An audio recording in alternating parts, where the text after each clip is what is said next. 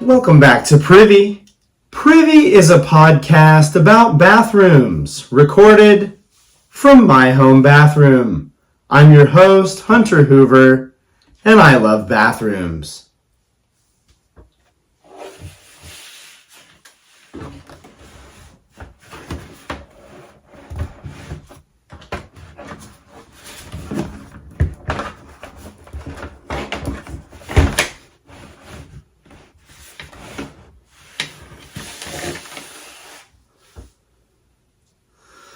And happy belated Groundhog's Day, everybody. I hope you guys had the opportunity to observe however you choose to do so.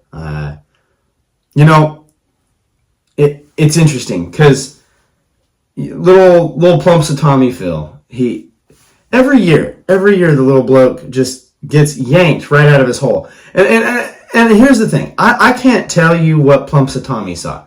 Because the way that I have structured and ordered my life, the release of this episode is too close to the actual yoinking of Plumpsatomi himself. So I'm sorry if that's a disappointment, but Plumpsatomi at the point of this recording is still sound asleep in his slumber and is totally just unbothered by the nice blokes in the funny hats. But I hope that I know that right now, me recording, I am looking forward to my Groundhog's Day celebrations. I'll be celebrating privately and publicly. And I hope that you were able to enjoy your celebrations as well. And that you were able to observe Plumpsatomi's big day. But here at Privy, we have somewhat of a tradition. When it comes to the Groundhog Day season, every year we take another look at one of God's great and unique creatures. There's all sorts of these little guys, and the interesting thing is animals poop, and they do weird things with their poop oftentimes. And so, often these animals distinguish themselves from the strange bathroom habits and the things it does in the privacy of its own burrow, hole, or otherwise. In past years, we've discussed prairie dogs and the act of prairie dogging it. We've also discussed the glory that is the wombat and the terror that is their backsides. You get that wombat, and he's just over here like, just like butt smacking, just butt smacking the predators. And so, here at Privy, every year we want to take a look at one of these beautiful creatures and just see what we can learn from these animals. So that's where we're going. At the top of the show here, I think I need to do a little bathroom check-in. It's been kind of a weird front, and I was having kind of a slump. For those who have been listening for some time, I record all of my bathrooming in the Poop Map app. You can join us there, follow the privies, join our group. But I have recorded every poop in the Poop Map app. And one of the things that happened recently, I don't know what happened here, but on average, I would say I poop 3 to 5 times a day. Now, I understand that number is astronomical compared to some. I'm watching these TikToks, and this one guy is like, yeah, I've pooped once in the month of January so far, and I'm going, sweet Jesus, like, that's not enough. That's troubling to me. Like, I am troubled. And so I think my concern is I went from pooping between 3 to 5 times a week, or a day, my bad, a day, a week would be probably normal, to like once or twice. And it was like 4 or 5 days in a row, to the point where I noticed it. I was like, man, I really feel like this also coincided with the installation of a new bathroom fixture that will be featured prominently on the show before too long. It may be the reason that I am testing video. There was a few days where I just was having this stuff happen. But then I got the great American unclogger, and that is protein. So I had texted my wife. I said, hey, Anna, can you make me a protein shake? Now, we had purchased this protein shake. It is made from like pea protein, or something. I don't know. I do know it smells like the bottom of a wet dumpster. It's awful smelling. It's absolutely heinous smelling. The taste is not terrible. It's mostly just a texture thing. But man, this protein is real rough. And that, that's I get it. But I was not prepared for the bathroom situation that this protein shake produced. Because I drank this protein shake around 6 o'clock p.m. and I kid you not, by 9:30, I had the stankiest beefers and I had to poop so bad. I never have to go to poop that time. Like, my bathrooming is focused between 5 and 10 a.m. and then like once or twice in the afternoon. Like, so for me to have to go take a pre-bedtime shaz is just not normal. It's unheard of, and it struck me. But that's enough. Like, that's just enough. Do you know? You're over it. No, everybody's like, yeah, thanks, Hunter, but we really want to hear about this year's Groundhog's Day episode. So, this year we're going to the land down under.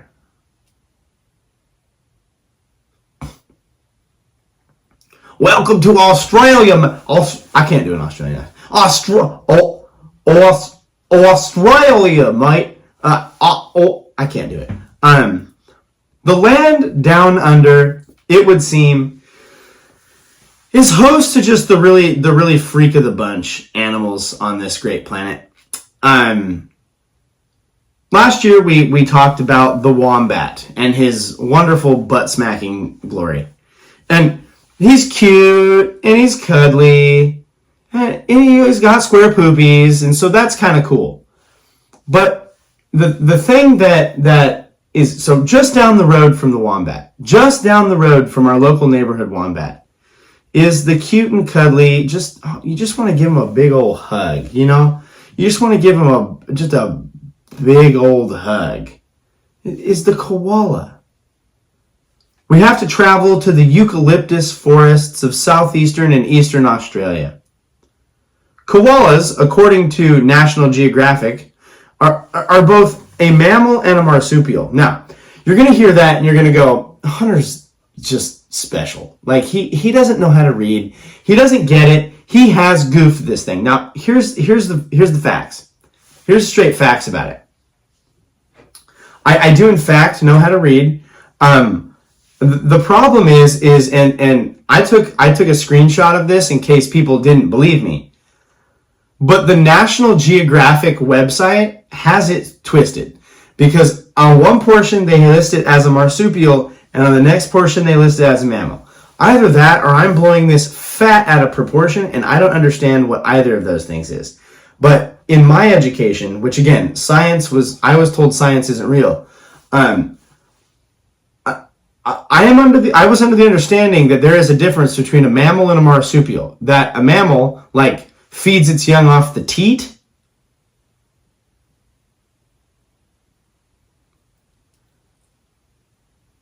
And I know a little bit more about how marsupials feed their young, but it has something to do with that pouch. Do you know what I'm saying?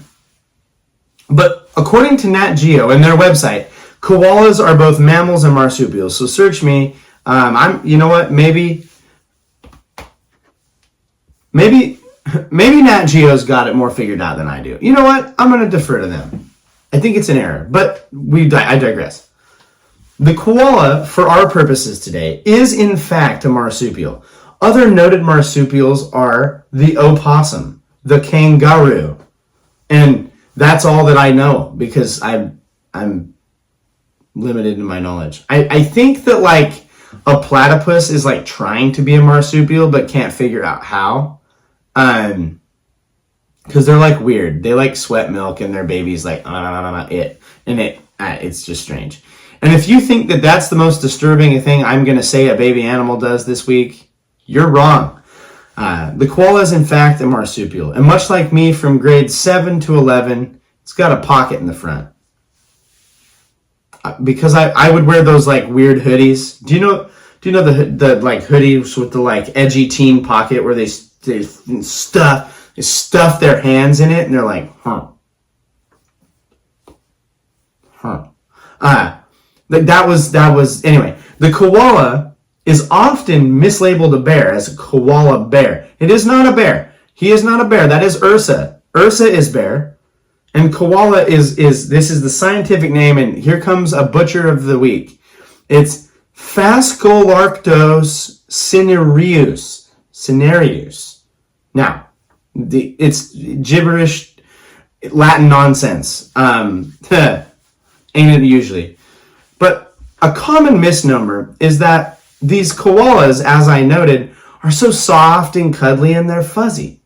But what's actually really frustrating is that they're not. Like, they're not. Koalas are not fuzzy. They're like coarse. They have coarse hair, which is just awful. Like, when you see a cuddly little bear animal, he's not a bear, but like he is kind of a bear. You want him to be fuzzy. Like, you don't want him to be coarse. That's bad. Though they are a marsupial, they have opposing thumbs on their feet. They're those like weird like feet.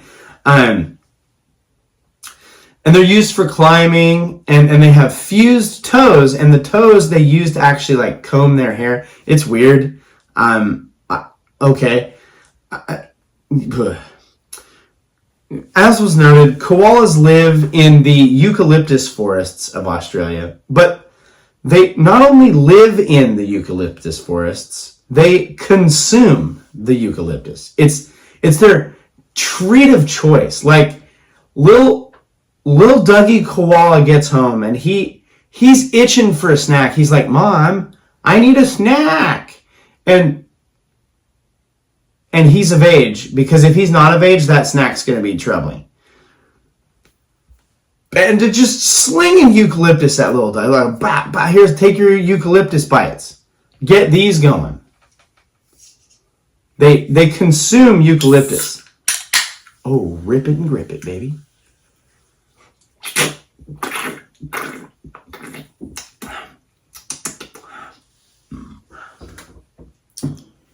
It's satisfactory. Ginger lime is satisfactory. It's perfectly serviceable.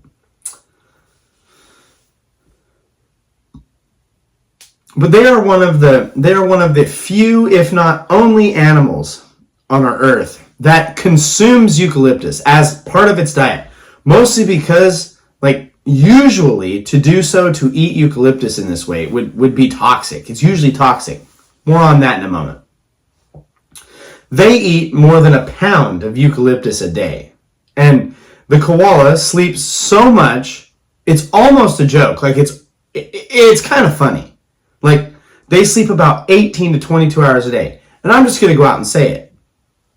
That's all day. Like, that's all day. There's 24 hours, and it's dark for 6 to 10 of them. And so if they're sleeping 18, 20, that's all day. If a teen, you hear that, teens? Hey, teens. This is PSA for the teens. I doubt teens listen to this, mostly because I think teens think podcasts are for old people who, like, drink coffee too much. Which, I mean, kinda. But, like, it's not just that. It's much more than that, okay, teens? But teens. I'm going to just say this to you. If you sleep for more than 12 hours of a day, I am going to go ahead and say you slept all day. If you sleep for more than 12 hours of any 24-hour day, I'm going to go ahead and say that you have slept all day. So the koala is sleeping 18 to 22. There's hope for you yet, teens. Or you can view that as challenge issued and really go for the gusto on it. I would suggest not going for the gusto on it. That's just my perspective.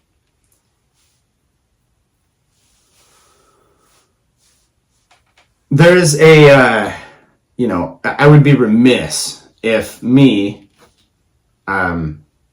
noted Pokemon enthusiast, I would be remiss if I didn't note it is the only koala Pokemon, but right now, Who knows? Pokemon Company, they're all time putting out these strange creatures. But I would be remiss if I didn't mention Komala. He is Pokemon's koala Pokemon. And he's based on this trope that the koala sleeps too much. Like, he is asleep, like, half the time. He's got this big, like, log, and he uses it, like, bonk other characters on the head. It's pretty great. It's a top-notch design. Like, Komala's a great Pokemon, great design, gets good screen time in the cartoon. It's all around just a good guy. Koalas have a really weird call that they make, and it's kind of creepy. Like, it is kind of creepy.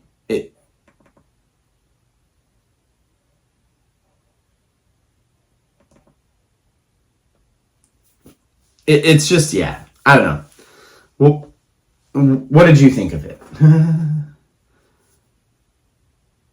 what's really weird is, much like my friend Austin in college,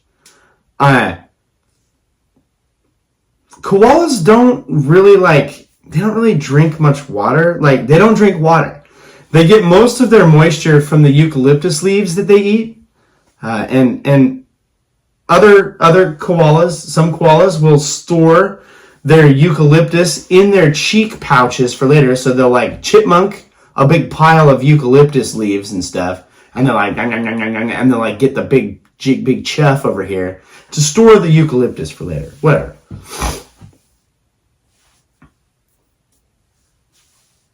Now, for this next section, we need to discuss a little bit of history of specifically Australia. In 1788, the British began to send its criminals to the land down under, thus colonizing the area. Shortly after its colonization, people did what people so often do.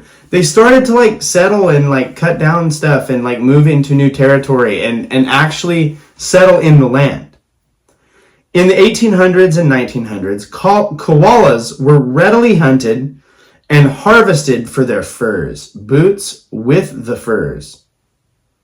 What started as threats to hunting turned into threats via loss of habitat. So at first they're hunted for their furs, and then they begin to encroach on the eucalyptus forests, thus causing more trouble for the koalas. Save the koalas.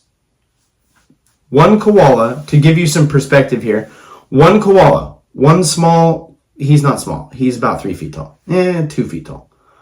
One koala needs about 100 trees to just itself to maintain its diet and have sufficient territory to itself. So, as the eucalyptus forests shrink, the koala population does in turn, as more and more are pushed together. Today, koalas are listed as a vulnerable species. But in our modern times, a new challenger has approached the koala. A new threat has posed itself to the koala population. And for this portion of the program, I'm going to take you to what I like to call Health 2 and the STD unit of sex ed class. Chlamydia is a common and notably treatable STD. The CDC notes you may have chlamydia and not even know it. What a terrifying thought. I think you would. I digress. But like, could you imagine you just go in for, like, a cold, or, like, you go in because you need to, like, get an x-ray, and they're like, oh, by the way, friend, you have this. Okay. But chlamydia has lasting health concerns. Symptoms of chlamydia in humans include a burning sensation when you pee. Not good, very bad. There should be no burning sensation on anywhere below the waist, in my opinion.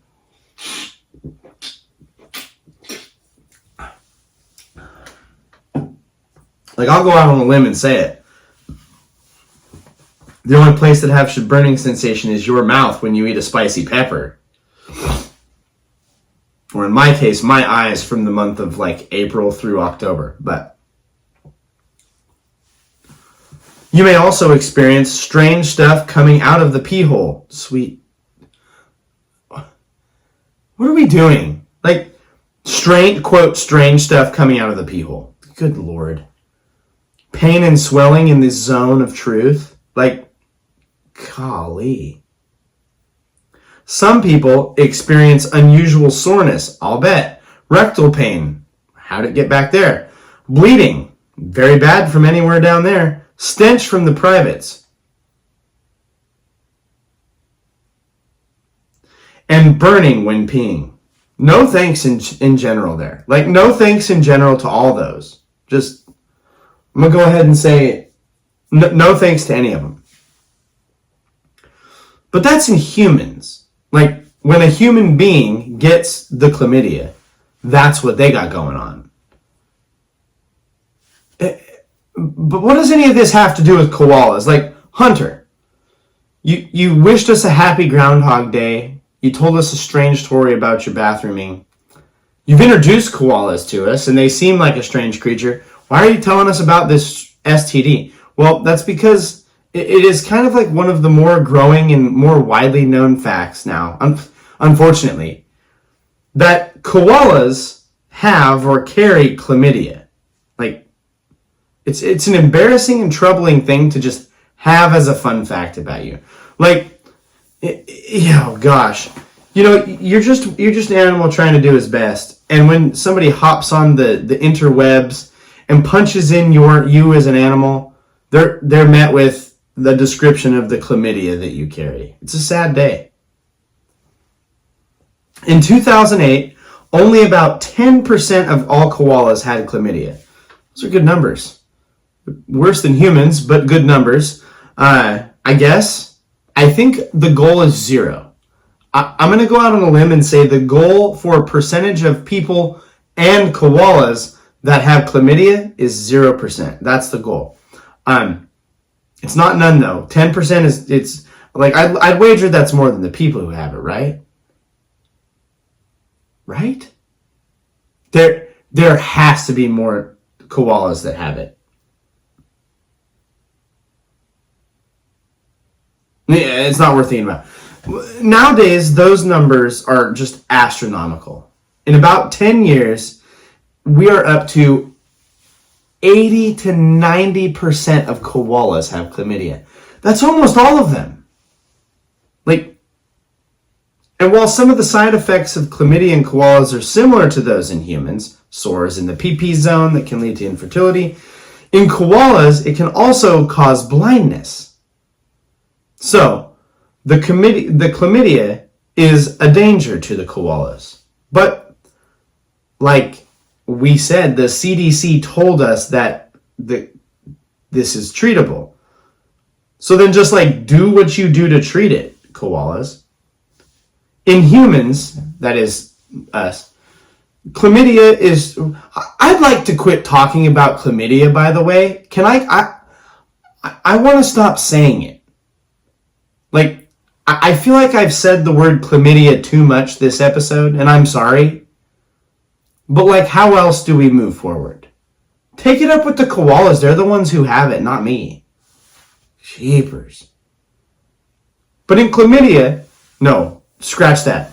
In humans, chlamydia is treatable with antibiotics that kill the harmful bacteria that is causing the concerning STD.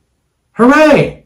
Antibiotics will solve this. Now, treatment's the same for koalas, but koalas cannot take those antibiotics. And it is not that they are unable, or that they cannot swallow the medication, or that it is allergic to them.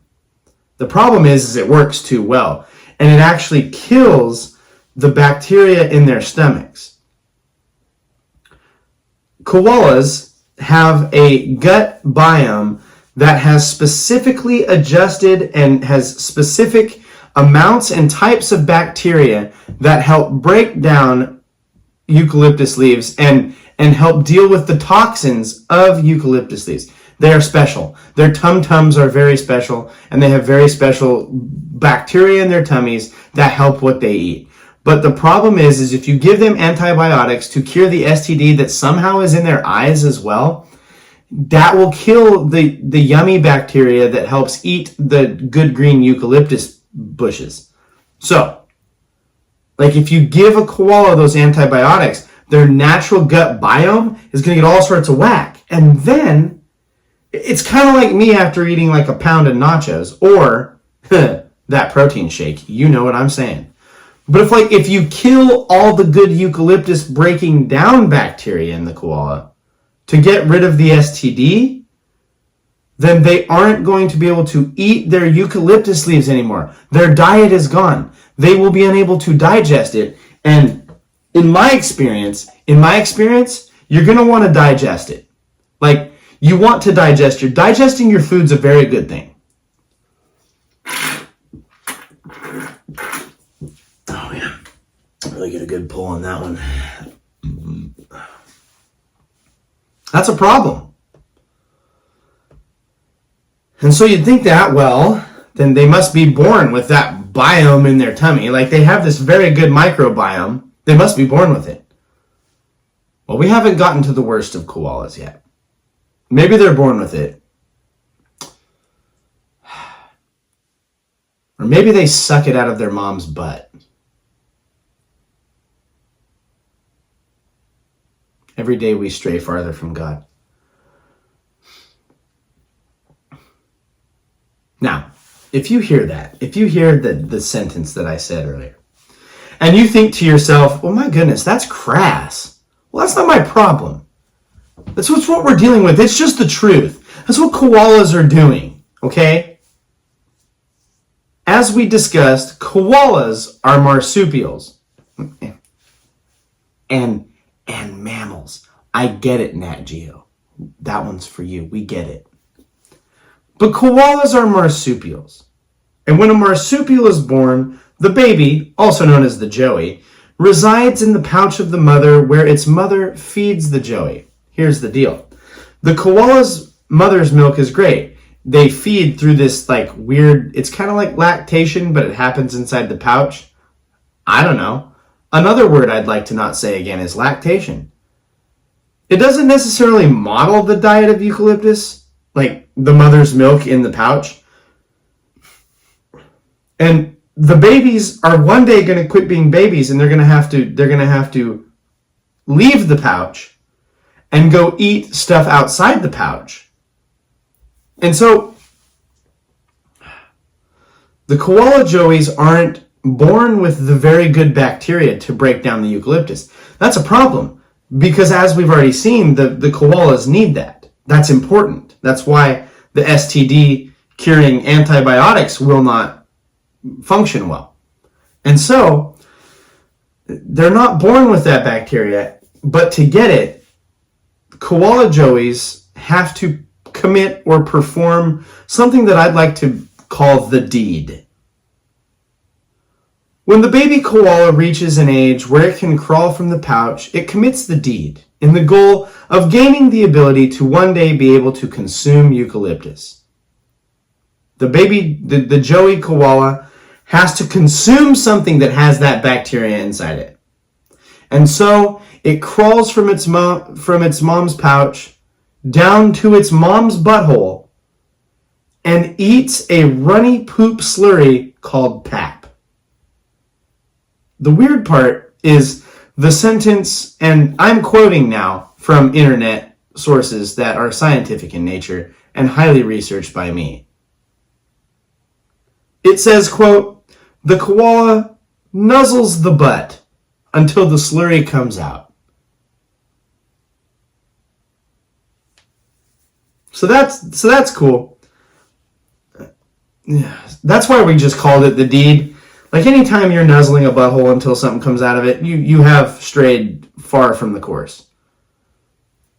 The deed produces a sloppy wet pile called pap, which is a transition nutrient between the mother's milk and the eucalyptus leaves the koala will eat the rest of its life.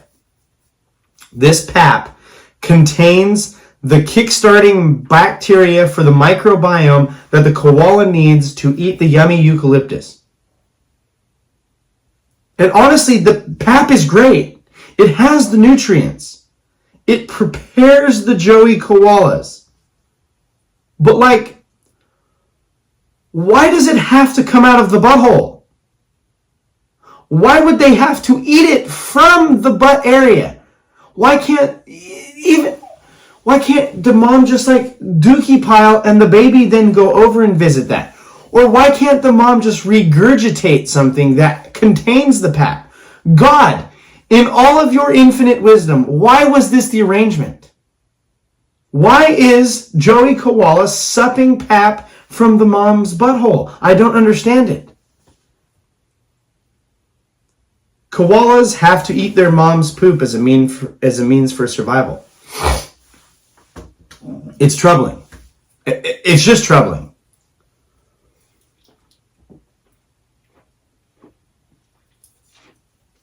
Man, that hits different. Yum, yum, yum, yum, yum, yum, yum, yum, yum, yum, yum, yum, yum, yum. But as we said, these blokes are struggling between sucking their mom's bee for poopy gut health to just kind of being guaranteed to have chlamydia at this point. Like, they're having a rough go. But perhaps the future is bright. As stated, to treat chlamydia in koalas would kill their microbiome needed for eucalyptus consumption. But what if, after the koala was treated for the clam, they underwent a fecal transplant, but this time as an adult?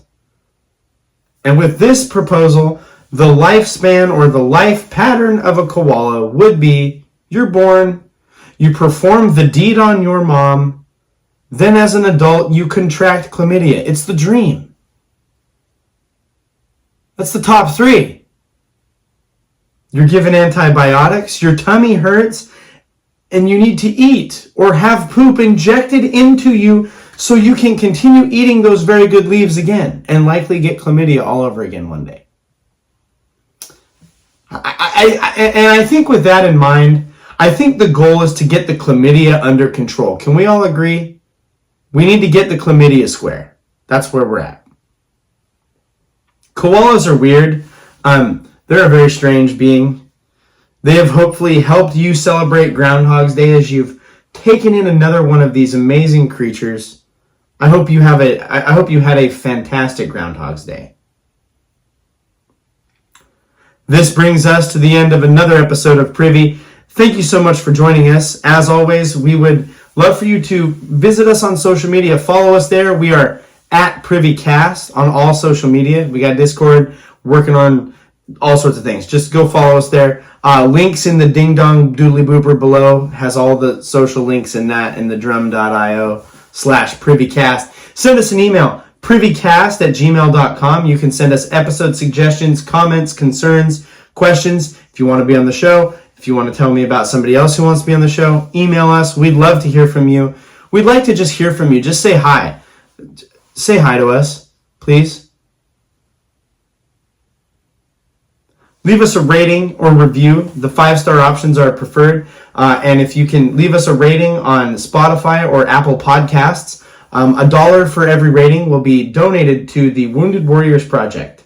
So rate the show. We would love for that. It's a great way to get the word out. Share the show with a friend. Just copy the URL and just send it on out there. Spread this nonsense far and wide. We'd like to thank Kevin MacLeod and Podington Bear for the use of their music this week. Thank you, Kevin and Podington. This has been another episode of Privy. Thank you so much for joining us. Don't forget to wash your butthole. Keep pooping in the free world. And now, as always, don't forget to flush.